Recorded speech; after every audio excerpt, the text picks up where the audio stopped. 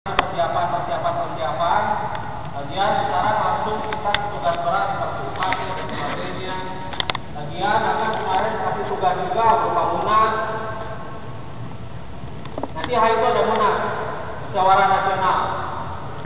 Jadi semua seluruh Indonesia akan diundang ke Bandung, terutama tepatnya di Banjaran di sana. Nah di sana kita akan membicarakan banyak hal. Nah hasil munas itu akan kita rekam berupa berupa audio dan visual. Jadi siapapun Anda bisa nanti melihat. Tapi untuk sementara perwakilan dari dasar 4 atas dulu. Jadi kalau ranting belum punya perwakilan dasar 4 ke atas, cari dulu perwakilan dari dasar 4 ke atas. Dan itu pasti ada di tiap ranting. Hanya mungkin tidak aktif. Atau kalau tidak punya, bisa pinjam ke ranting lain lah. So masih sesama saudara seperguruan. Jadi apa salahnya kalau misalnya dasar 4 ranting lain, kalau misalnya banyak ya, dasar 4 ke atas itu banyak di sana, lalu membantu ranting lain itu tidak ada salahnya. Pula itu bagus untuk yang namanya sosialisasi. Dan itu bagus juga untuk kebersamaan.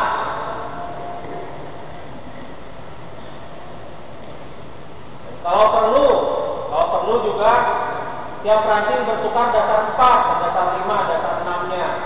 Itu tidak ada masalah. Jadi yang penting kebersamaannya. Nah nanti waktu munas akan dibicarakan semua hal tanpa masalah politik, tanpa masalah parpol. Jadi kita tidak akan bicara masalah politik, HIG urut dulu. Jadi HIG juga harus kita besarkan dulu.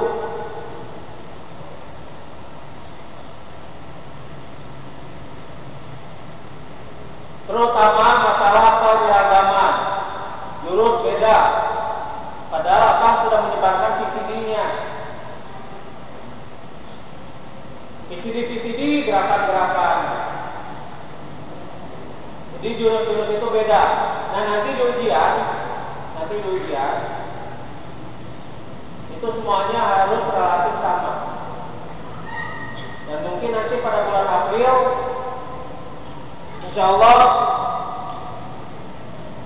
ketika ada pertandingan jurus atau apapun itu, nanti langsung akan yang jadi juri. Jadi kita akan kembalikan lagi ke HI yang sebenarnya.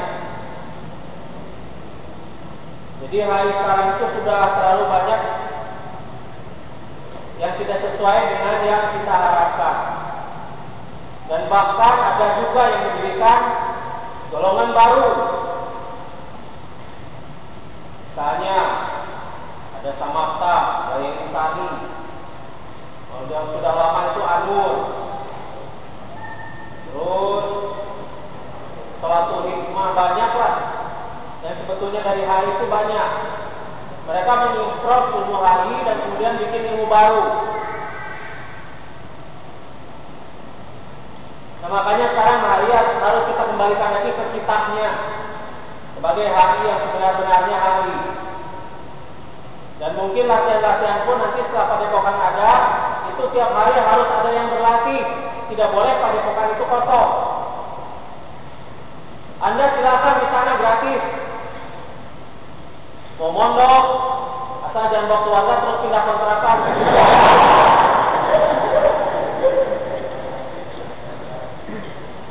Jadi di sana silakan dipakai untuk berlatih tiap hari. Sekarang jalannya lagi dibangun, terus kita masih ekspansi. Padepokan sudah alhamdulillah sekarang sudah sampai 1 hektar lebih. Dan itu akan bertambah terus insya Allah. Nanti bertambah. Kita akan ekspansi terus. Dan insya Allah padepokan itu akan semakin besar. Hanya itu akan percuma apabila tidak ada yang berlatih. Kalau tidak ada semangat latihan di rumah, nanti silakan datang ke sana. Tapi sekarang masih dalam taraf pembangunan. Dan sekarang masih dipenuhi kebun jagung. Jadi jalannya juga sekarang masih dibangun.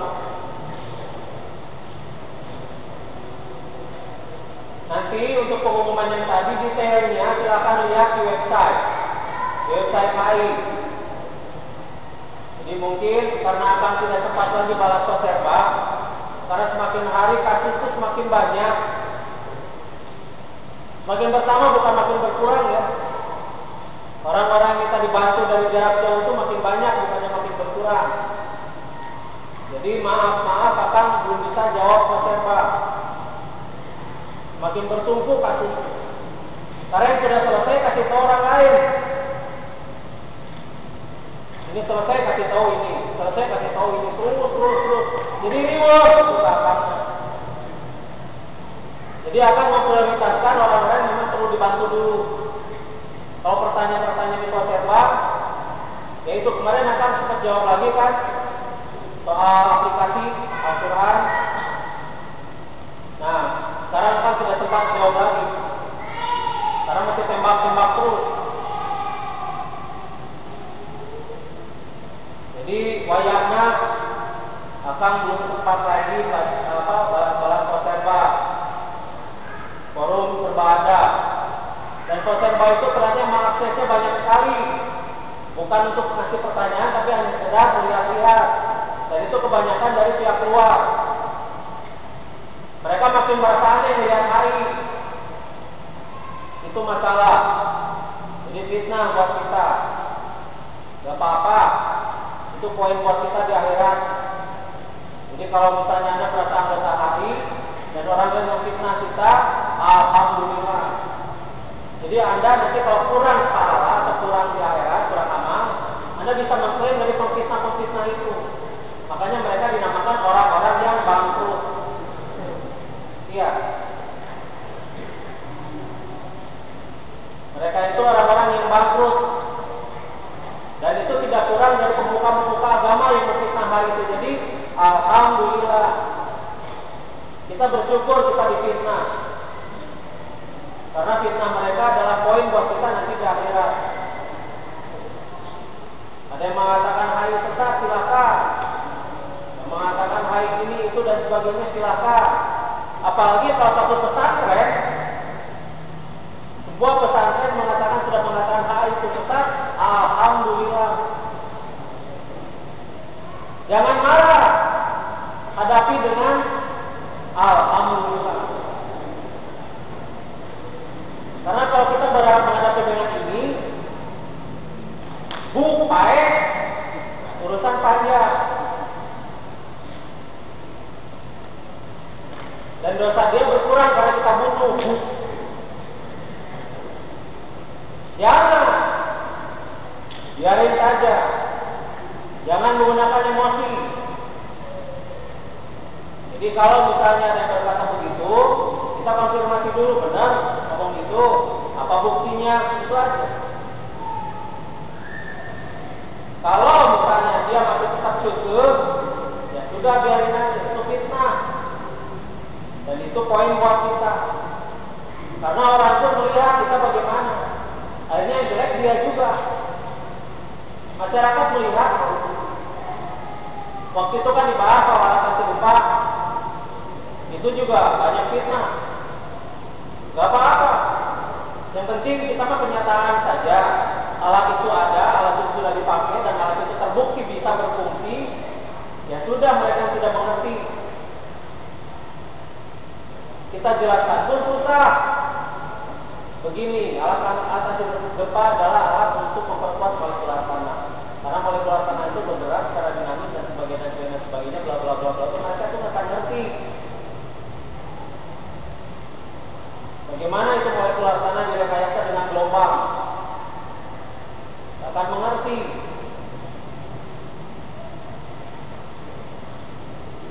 Makanya ada satu website yang membahas itu yang namanya Kang Diki itu tukang menciptakan alat yang aneh. Gak apa-apa, dan memang kenyataannya begitu. Tukang menciptakan alat-alat yang aneh. Aneh skeptis marahnya. Padahal semua alat itu wajar kalau kita mengerti.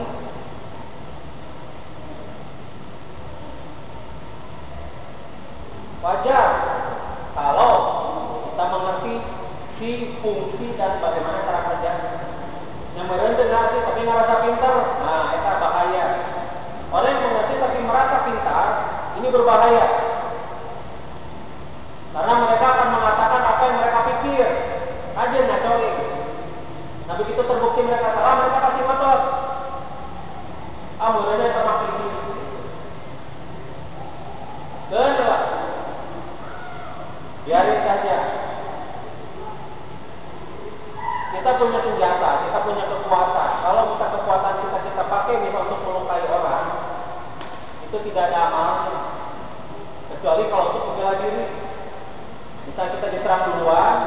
itu wajib membela diri. Kita jangan menyerang duluan. Kunaon mana fitnah hari? Kunaon mana fitnah hari? Kunaon mana fitnah hari?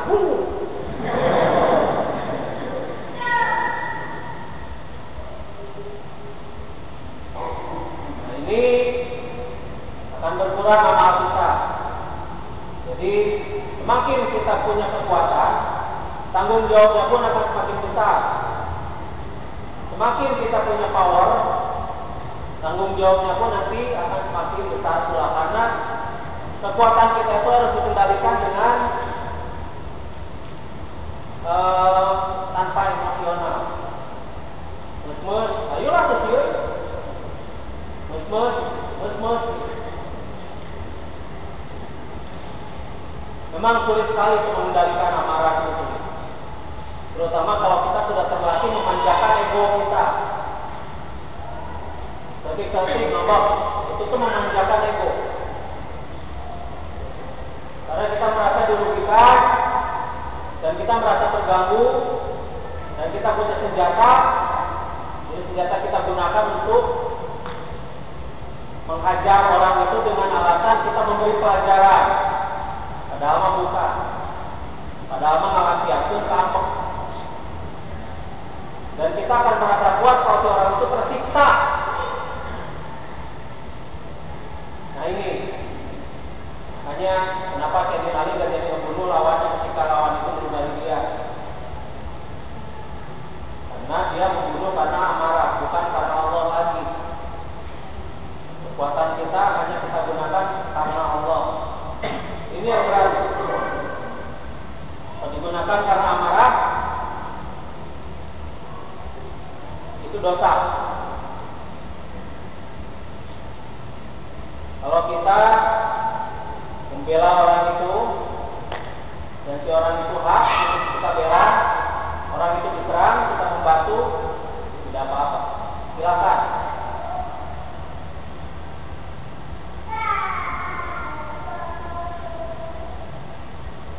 Kalau Anda ingin bertanding yang perguruan lain secara persahabatan, silakan. Itu biasa di persilatan ya. Biasa itu. Dunia persilatan itu begitu. Tapi rata-rata ya dengan alasan perdamaian tidak ada itu, tidak ada pertandingan. Tapi memang rata-rata kita jaga-jaga juga. Kita menjaga-jaga untuk selalu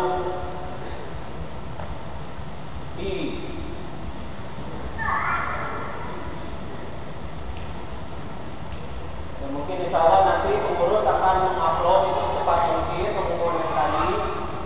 Dan insya Allah juga kalau perlu nanti pengurus akan bikin ini denanya perjalanan ke Banjaran sana gampang kok itu. Tinggal bikin dena terus nanti bisa diklik. Mungkin bisa dalam bentuk JPG atau mungkin bisa dalam bentuk GIF dan sebagainya. Silakan, itu mah kumaha nanti aja. Yang jelas dena itu mah gampang dibikin.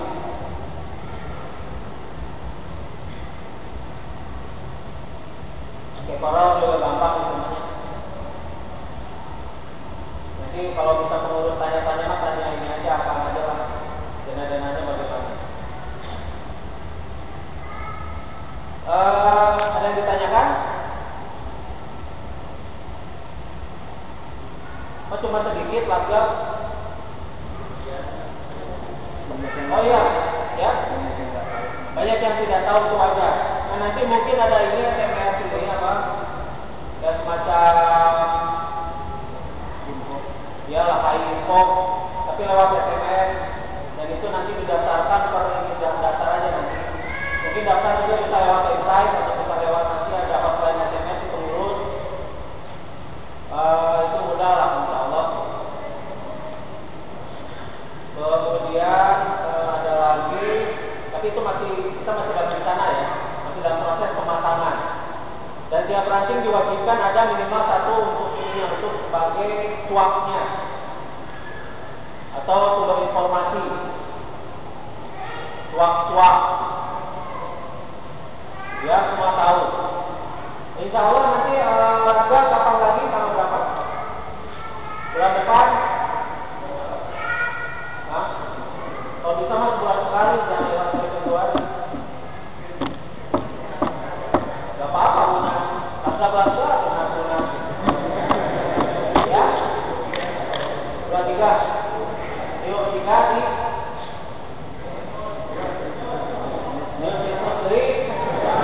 ya. Tapi yang minus mas siap selalu siap. Nah, departemen industri itu ranting pertama di Bandung, di Indonesia itu ranting pertama Unindus. Dan alhamdulillah udah itu selalu siap. Kapan ada lagap siap wae. Nah nanti kalau bisa diumumkannya nanti malam itu untuk lagap. Apa tentu pengumuman lagap akan diadakan di Unindus tanggal sekian minggu ketiga. Jam 15.30 Pak. Jangan sampai terlewat. Hah? Hah? Apa? Iya, di atas sampai Selasa jam berapa? Ya? 3/4 kan, sholat 15 menit. Iya, itu 15 menit. 5 menit juga kurang, Pak. Kecuali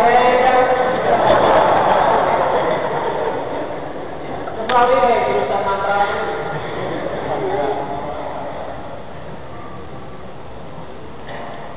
Lagap itu wajib dilaksanakan sebulan sekali. Karena biar informasi akan bergulir terus.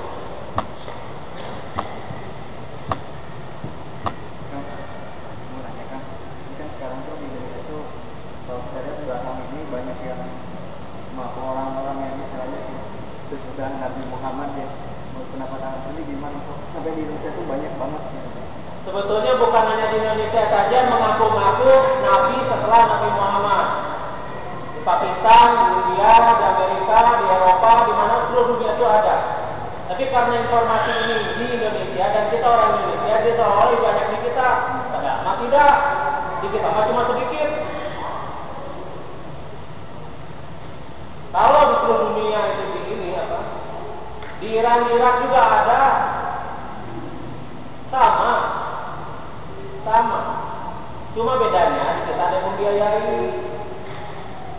Nah, yang membiayainya itu adalah misi-misi dan berupaya untuk mendorong umat Islam. Dan semua negara-negara yang mayoritas Islam sekarang sedang diacak-acak oleh agama Yahudi.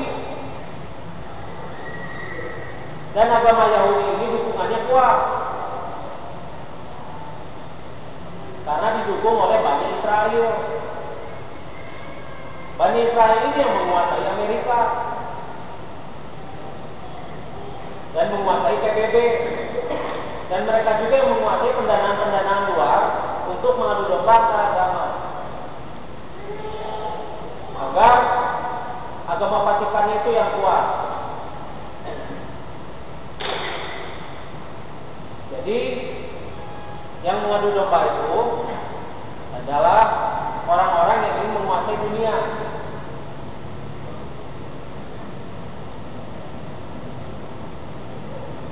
Sebetulnya ini sudah lama ya. Zionis ini sudah lama. Itu dari abad semenjak revolusi industri lah. Revolusi industri di Eropa. Mulai dari itu trading. Bayangkan sekian ratus tahun kerja ya wajar sekarang jadi kuat. Dan mengadu domba umat Islam itu gampang.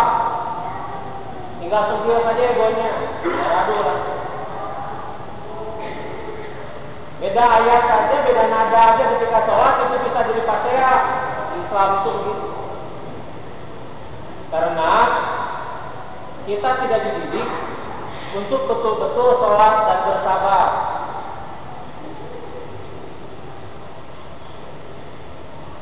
Tidak dididik untuk wasta'inu bisobri wa sholat.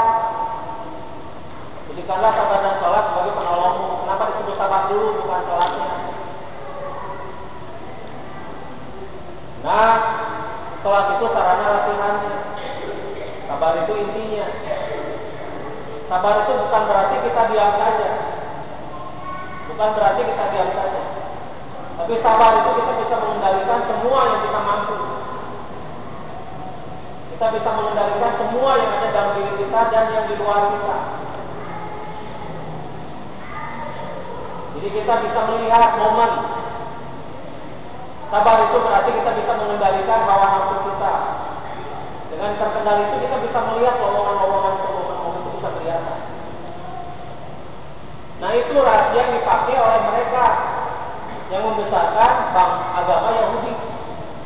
Ingat ya, Yahudi itu bukan bangsa. Yahudi itu agama. Bangsanya Israel.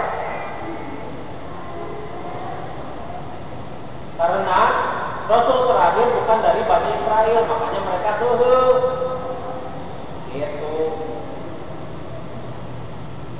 Sekarang misalnya ada orang yang mengerti Al-Quran bukan dari turunan Rasul, ego mereka terpencil. Kayak gitulah gampang gitu. Gampang. Mereka tidak perlu mengeluarkan dana banyak untuk mendomba umat Islam, gak usah. Gak usah. Nah, kitanya tidak mau waspada dan kitanya tidak mau berpikir. Akhirnya kita gampang diadu domba. Makanya ketika Musaddiq itu bikin yang namanya Al-Qiyadah, itu tidak sulit. Dana mereka kasih supply. Kemudian penyebarannya itu bisa di hotel-hotel besar, gitu. Mereka mewah lah. Makanya begitu ditangkap langsung insaf kan, langsung sadar. Iya, soalnya orientasinya masih dunia, dia juga nggak yakin. Kalau dia betul-betul yakin, pasti dia akan kukuh, akan teguh. Saya Nabi.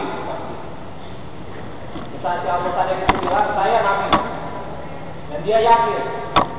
Dia waktu tangkap polisi cuek, yang roti cuek, salah kok.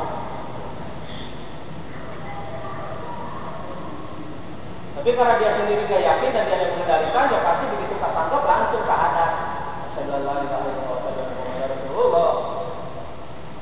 Insaf. Iya nanti. Ada lagi, pakai koko banyak, kita banyak. Ada lagi Eden, ada lagi ini itu di penjara. Dia mah yakin ya, yakinan kan itu dia Eden. Iya, dia mah yakin kerajaan Eden, kerajaan Edan. Dia Edan. Dan tidak terhitung orang-orang yang punya waham-waham semacam begini. Dia merasa dirinya nabi, dia merasa dirinya wali, dia merasa dirinya Imam Mahdi. Banyak. Dan itu dibisikkan oleh iblis pada orang-orang yang tertekan oleh situasi.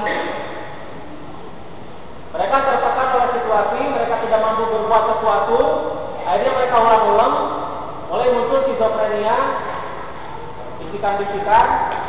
Dan itu bisa dimanfaatkan oleh kaum itu. Kaum setan-setan yang berupa jin. Jadi mereka bisikan segala macam. Akhirnya jadilah agama baru. Nabi baru. Jadi jangan heran kalau sekarang banyak agama baru, banyak nabi baru, banyak yang merasa wali, bahkan ada yang merasa dirinya malaikat. Ada. Kasih nama dia.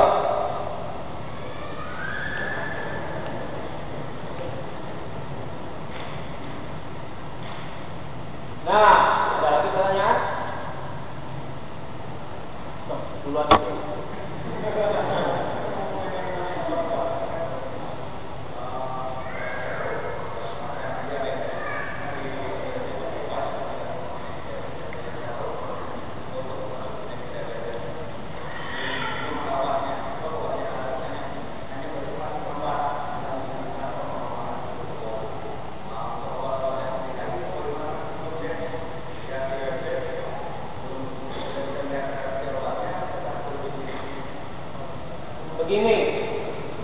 Penyakit diabetes itu gangguannya di pankreas. Pankreas itu rusak sebetulnya bukan karena faktor makanan atau gula darah dan sebagainya, makanan-makanan yang mengandung gula dan sebagainya, tapi faktor ini psikis. Jadi kalau misalnya psikisnya terganggu, psikis, stres dan sebagainya, itu di keseimbangan kimia itu akan terganggu, sehingga daya kerja di pankreas, lambung, jantung, limfa dan sebagainya itu terganggu semuanya, terutama masalahnya di pankreas. Makanya pankreas itu jadi tidak bisa menghasilkan insulin dengan baik. Nah, cara yang paling mudah, tapi memang itu perlu perjuangan untuk meregenerasi lagi pankreas, adalah dengan pengobatan regenerasi sel, arahkan ke pankreas dan ke kepala. Jadi, alhamdulillah sekarang banyak yang sembuh kok. Gula darahnya normal lagi, pankreasnya bagus lagi. Cuma satu yang paling penting, dia jadi tidak stres lagi. Obat yang paling bagus untuk pengobatan diabetes adalah dia tidak boleh stres.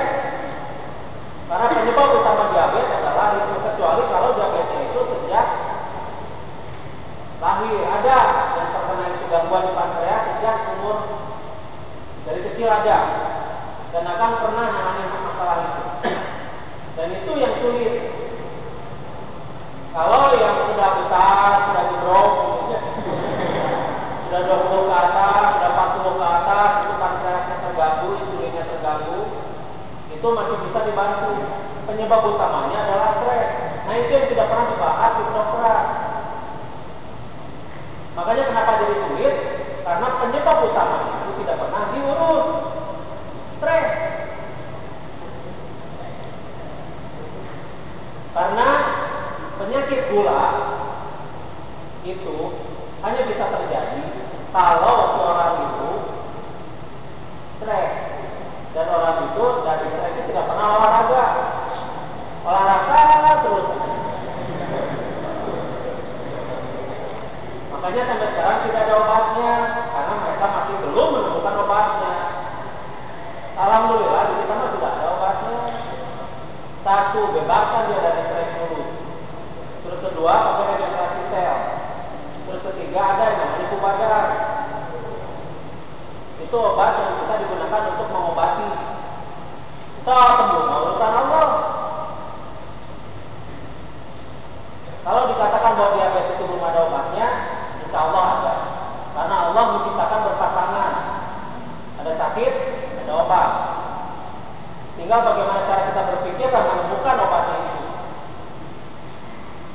Tidak mungkin Allah menciptakan suatu penyakit tanpa menciptakan lawannya. Terus gimana? Tidak tentu, tergantung dari orangnya, dan tergantung umurnya. Kalau di bawah 50 biasanya insya Allah lebih cepat. Kalau di atas 50 itu biasanya lebih lambat. Tapi ada juga yang pernah terjadi kejadian 56 tahun alhamdulillah bisa dibantu. Gula darahnya normal dan memang dia belum pakai insulin. Dia belum disuntik insulin dulu. Tapi dengan treatment, kemudian sering ngobrol, akhirnya dia bisa mengatasi stresnya. Kemudian dia bisa lebih wajar melihat dunia. Alhamdulillah, dengan kehendak Allah dia bisa sembuh. Cuma ini kita harus berusaha, karena Allah tidak akan merubah nasib suatu kaum kalau tidak berusaha. Dan kita juga harus mengusahakan, harus membantu. Ilmu apa? Regenerasi sel. Arorea regenerator.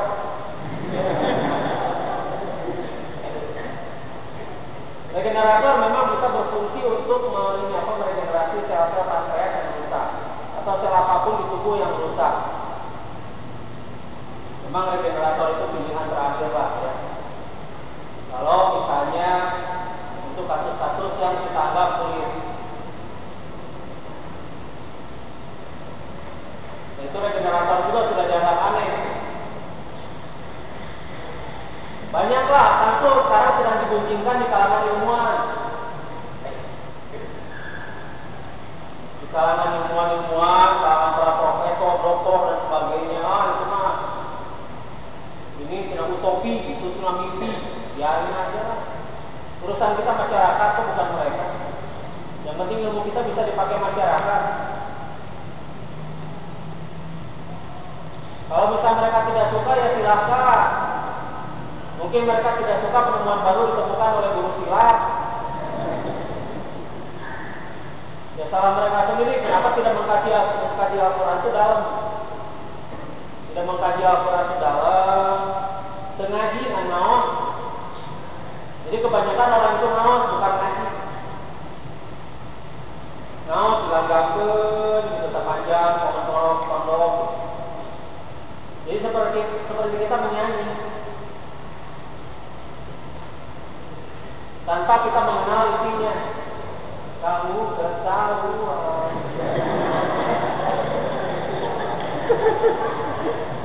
Jadi jangan arti.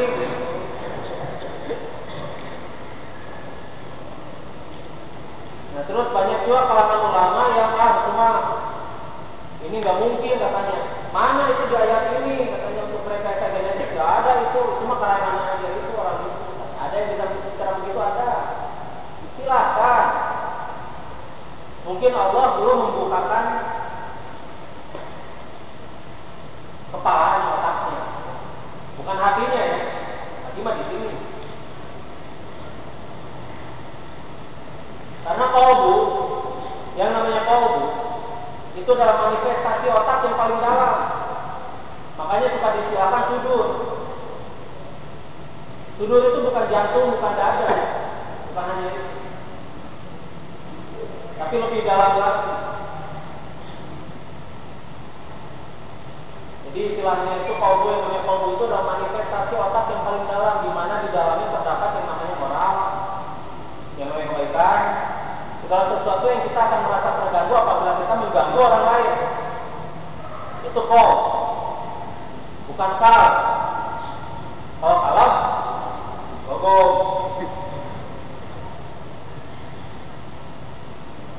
Makanya kalau dikatakan kalbu, itu logo. Kalau qalbu, itu manifestasi otak yang paling dalam. Istilah kerennya mah, istilah gampangnya mah hati. Ya bukan hati ini. Hati mah hati, bukan berarti Rasulullah itu tidak tahu yang namanya anatomi. Rasulullah itu tahu persis anatomi. Makanya ketika menyebutkan qalbu, nyebut itu sudur, berarti keseluruhan. Ketika diucapkan asma Allah, akan bergetar seluruh tubuh. Nah itu. Tapi kadang-kadang kita suka betul, karena duit disebut rezeki sebenarnya. Duit itu bukan rezeki. Tidak ada di Al-Quran yang mengatakan bahwa yang namanya uang itu rezeki, nggak ada. Sok cari harta dan anak itu ujian. Kalau uang termasuk harta kan? Iya. Karena bisa ditukar dengan kesenangan, begitu kan? Jadi sebetulnya kita itu bukan butuh uang. Ada yang butuh uang? Bohong. Yang kita butuhkan itu kesenangannya, bukan uang. Coba pikirkan lagi. Anda butuh duit? Bohong. Anda itu tidak butuh duit. Yang Anda butuh itu adalah kesenangan-kesenangan yang bisa ditukar dengan duit, dan kebutuhan-kebutuhan yang bisa ditukar dengan duit. Coba kalau bisa ditukar dengan kode DNA, butuh duit tuh. Dan Anda poinnya $30 juta misalnya. Udah ada perlu duit lagi, sudah kode DNA. Jadi Anda belanja itu udah pakai nggak usah bawa apa, bawa diri. Kami dari retina udah kebaca. Jadi tiap toko itu udah ada sensor pembaca DNA. Dan dari poin-poin itu kita sudah tahu rekening dan sebagainya itu sudah terbaca di sana. Dia bisa belanja apa saja di sana. Dia langsung diterima dengan poin yang ada. Nanti mereka akan kasih kategori poin-poin apa aja yang bisa kita beli dengan kemampuan poin-poin kita. nggak perlu duit, betul. Jadi Anda itu tidak butuh duit. Jadi masih butuh duit.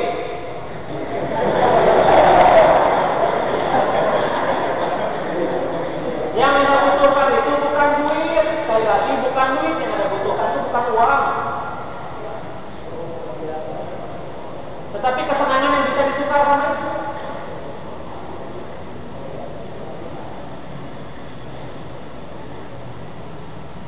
Apapun yang bisa ditukar dengan itu. So, Anda punya duit $1 juta di tengah padang pasir. Jadi yang Anda butuhkan itu bukan duit. Bukan. Jadi jangan bilang, nanti jangan bilang saya lagi butuh duit. Jangan.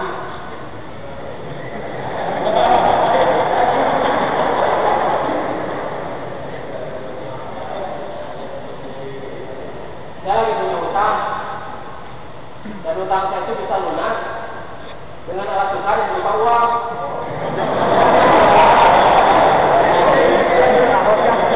Definisi uang apa?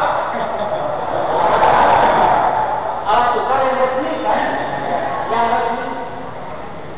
Nah kalau nanti yang resminya berupa DNA bagaimana? Jadi nggak perlu lagi kredit card karena itu masih bisa direct. Dan itu tidak bisa dari percikan DNA. Jadi misalnya kita ambil sebagian kemudian ini nggak bisa. Harus utuh dan masih hidup misalnya. Nantilah kita bikin teknologinya gampang kok. Gampang bikin sensor DNA mah gampang. Cuma biaya bikinnya mahal.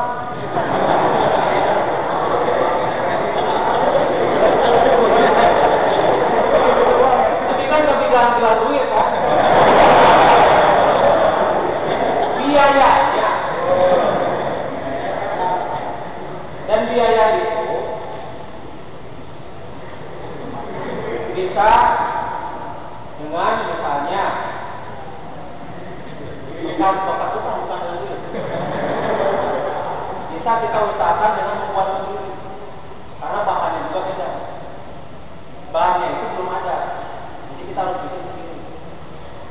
Gampang kok. Nantilah ya, kita pikirkan. Tapi yang penting sekarang, karena kita punya source yang ada, kita punya apa sekarang yang ada di badan, itu yang bisa diamalkan, amalkan aja dulu yang ada. Nanti jangan heran kalau nanti akan bikin lagi teknologi-teknologi yang aneh-aneh lagi itu, jangan heran. Karena semua yang aneh itu relatif. Dulu mungkin tahun 40-an ada handphone, kita pakai handphone aneh. Seperti begitu sekarang kita pakai regenerator. Orang aneh melihat regenerator karena kecepatan. Dan itu pun yang paling sederhana. Sebetulnya ada lagi yang lebih canggih. Cuma masyarakat belum siap menerima. Belum siap loh.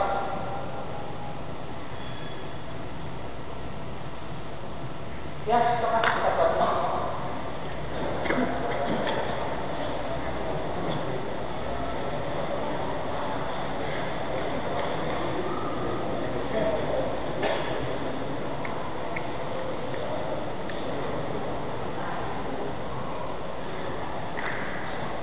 Sekarang masih belum nambah software, tapi akan perkuat. Jadi software itu akan diperkuat, wattnya itu diperbesar lagi, biar akselerasinya lebih enak. Tapi tolong ya, Abang bisa melihat dan bisa merasakan kalau software itu jarang dipakai dan sebagian besar jarang dipakai.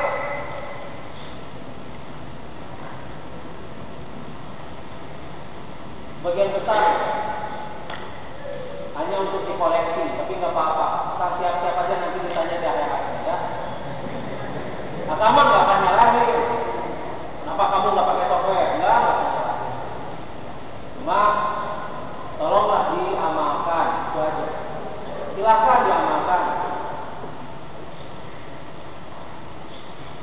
Misalnya ada yang sering pakai software mata batin kelihatan.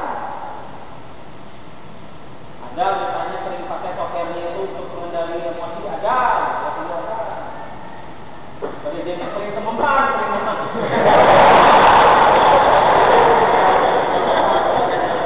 Kenapa coba nggak mempan? Pakai software pengendali emosi, kenapa coba nggak mempan? Karena kitanya masih berpikir, bukan masalah yakin nggak yakin. Karena kitanya masih membahas di sini, itu orang yang membahas kitanya.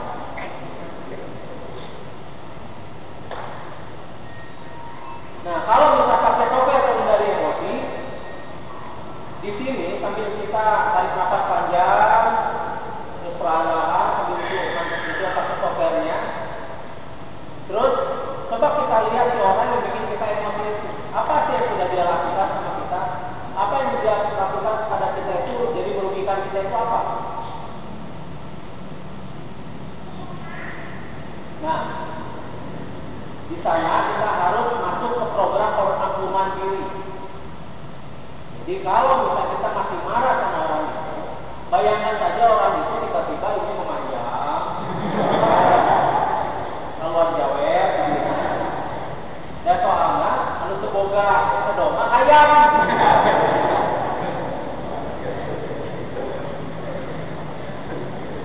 Maklumi saja, mungkin mentalnya masih mental ayam. Kasihan. Orang semacam begini itu patut dikasihani. Bukan nanti diberi gitu kan. Tidak ada mas. Jadi kita tidak akan ada beban.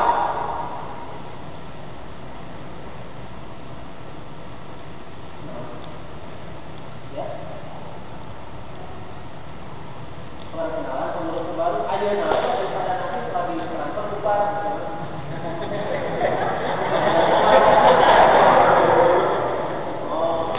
Pengurusan baru sih ke depan malah. Atau di situ aja berdiri lah, berdiri saja. Pengurus baru. Ini ketua yang baru. Diri kurang nyambung. Ini ketua yang baru, namanya Rohimat. Enggak, panggilannya Kang Rohim ya. Ya. Enggak pakai H, jadi OI. Jadi panggilannya Kangko dan pokoknya karena Rohimat terkali